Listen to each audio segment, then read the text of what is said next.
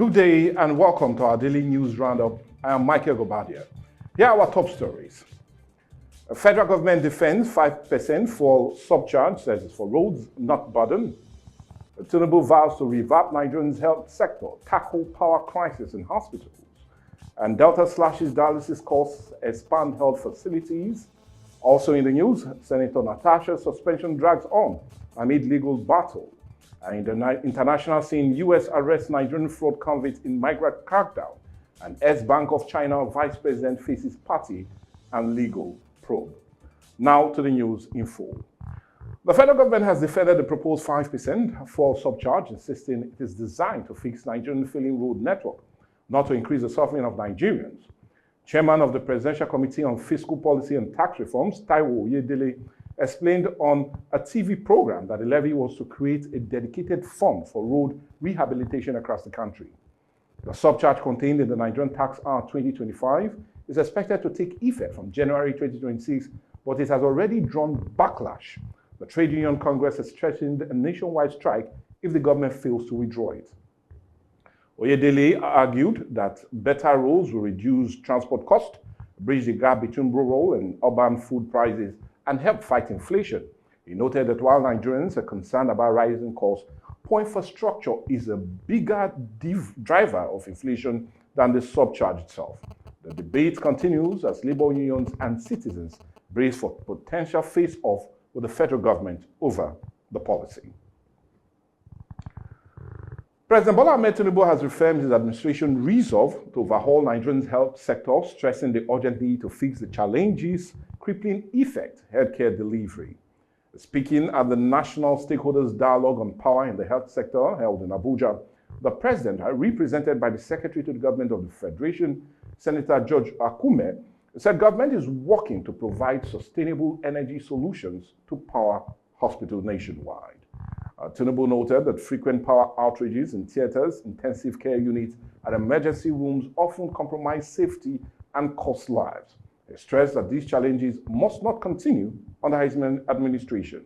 The president assured Nigerians that the initiative is part of the Renewed Hope agenda aimed at restoring confidence in public health care, decentralizing energy supply, and making quality medical services accessible to all citizens.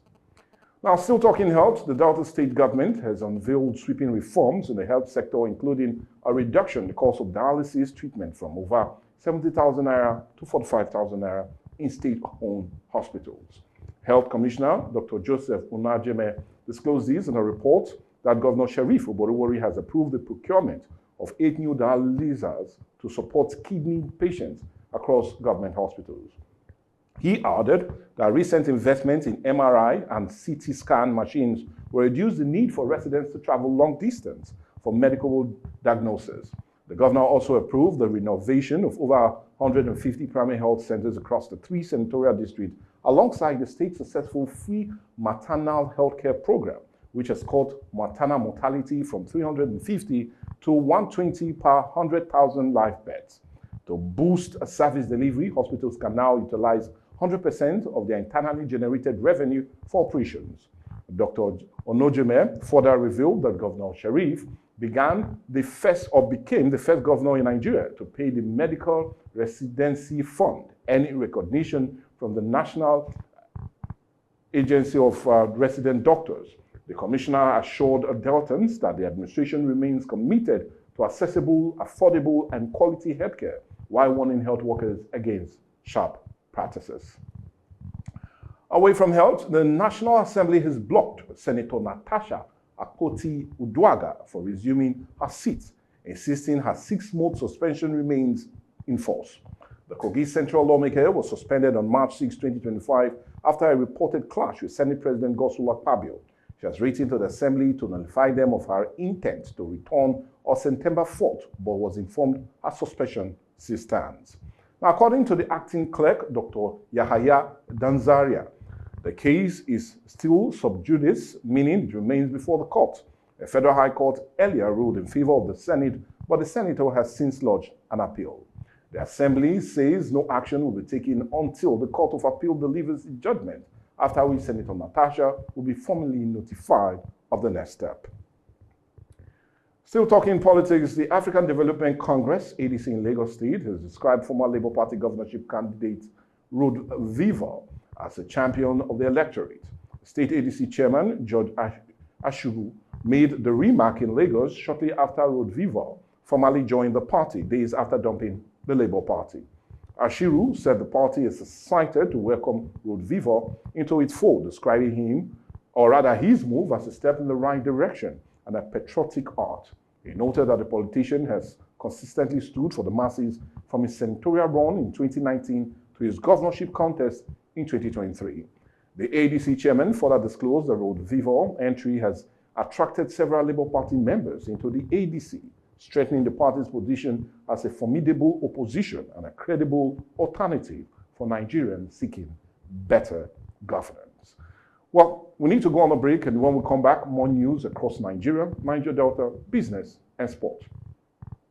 Don't miss out on exciting news, events, and more. Stay connected by following us on Facebook, YouTube, and Instagram at Atlantic Media and TV. Welcome back. Now the rest of the news. A new herdsman has taken charge at the Seme-Area Command of the Nigerian Customs Service. Controller Wale Adenuga officially assumed duty this week, pledging to take trade facilitation his top priority.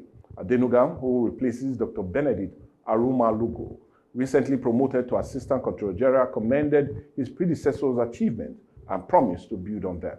He assured stakeholders that with proper declaration, consignments will be cleared swiftly, boosting revenue and discouraging smuggling. He also promised closer collaboration with sister security agencies to curb crime and promote business-friendly environment. Now, in his farewell remark, the former Controller General highlighted key successes, including major seizures, improved revenue, and enhanced interagency cooperation, while urging stakeholders to support his successor. The new custom boss says his doors remain open as he leads with discipline, professionalism, and a strong commitment to trade growth. And on business, the Federal High Court in Lagos has restrained the Asset Management Corporation of Nigeria, Polaris Bank, and Arclight Nigeria Limited from taking any step that could affect a pending suit filed by the United Bank of Africa. Justice Ahide Dipolu issued the order on August 18 after submission from counsel representing UBA and the defendants. The judge directed all parties to respect the judiciary process and adjourned the matter to October 2nd, 2025 for hearing. Meanwhile, UBA has launched contempt proceedings against AMCON Managing Director Benga Alade, three of his executive directors and directors of Arclight Nigeria Limited. They are accused of defying an earlier restraining order over IBEDC's controlling shares. The bank insists that defendants must face sanctions for alleged acting in disregard of court directive. At the heart of the dispute is a 60% stake in the Ibadan Electricity Distribution Company, which UBA wants frozen until the suit is determined. The case continues in October with all eyes on the outcome of the high-stake legal battle. Global stock markets opened the week on a positive note as the United States dollar weakened broadly, boosting equities across Asia, Europe, and emerging markets. According to Reuters, political uncertainty in Argentina, Japan, and France weighed heavily on currencies but gave investors fresh momentum in global equity. The Argentina peso plunged to a record low after President Javier Milei's party suffered a major election defeat, while Japanese market reacted sharply to Prime Minister Ishiba's sudden resignation. In France, fears of government collapse heightened worries of paralysis in the Eurozone's second largest economy. Despite political jitters, MSCI's global index rose 0.35%, the stock 600 climbed 0.28%, and the Asia Pacific stock outside Japan advanced to 0.67%.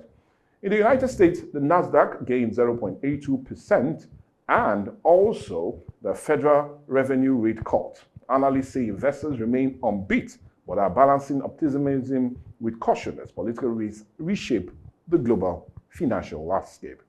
Let's go on a break, and definitely foreign news and sports will come next. All right, my name is Des Soka, the comedy catalyst of one of Nigerian comedy. All right, guys, back again. Yes, boss. My name is Osh, baby. Yemi Alade. Yeah, what up, people? It's your boy Victor Adi. Girl Niniola. My name is my wife, Ninja Celebrity Type Man. My papa say, who won't carry cow, waka go, waka follow the cow. I know the life for you. I see you know you're watching the Atlantic TV. Keep watching Atlantic TV. Atlantic TV. Keep watching Atlantic TV. Keep watching Atlantic TV. Keep watching Atlantic TV. Atlantic TV. Informative, educative, interesting, entertaining. Worldwide, international. Don't go anywhere or I'll catch you. Don't touch that die. Atlantic TV. Boom. Atlantic TV. We wanna party.